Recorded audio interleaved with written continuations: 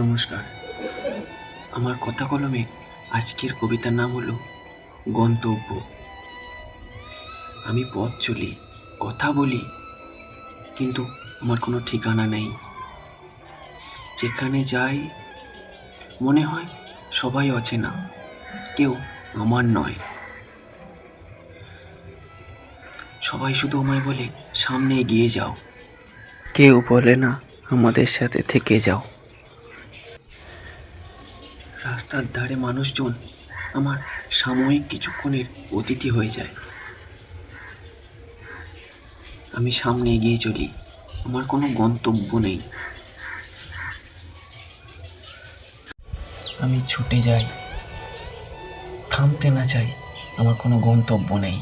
আমি স্রোতের টানে ভেসে বেড়াই, কেউ কখনো আমায় দেয় না কো ঠাঁই। আসলে কেউ আমার নয়, আমার কোনো গন্তব্য নেই। কেউ কখনো আমায় পিছু ডাকে না, কেউ আমায় থেকে যেতে বলে না,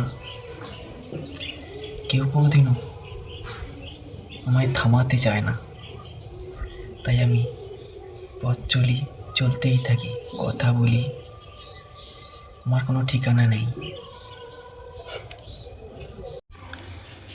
আমি পথ চলি, চলতেই থাকি, থামি না কখনো। আমার সামনে এত গ্রাম শহর আসে, সেগুলো কেউ আমার নয়, কেউ আমার হতে চায় না।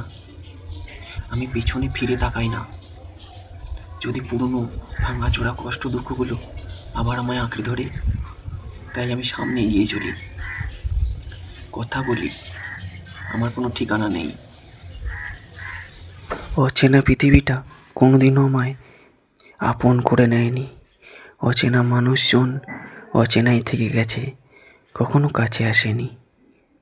শুধু এই রাস্তা, এ পথ কখনো আমার সঙ্গ ছাড়েনি।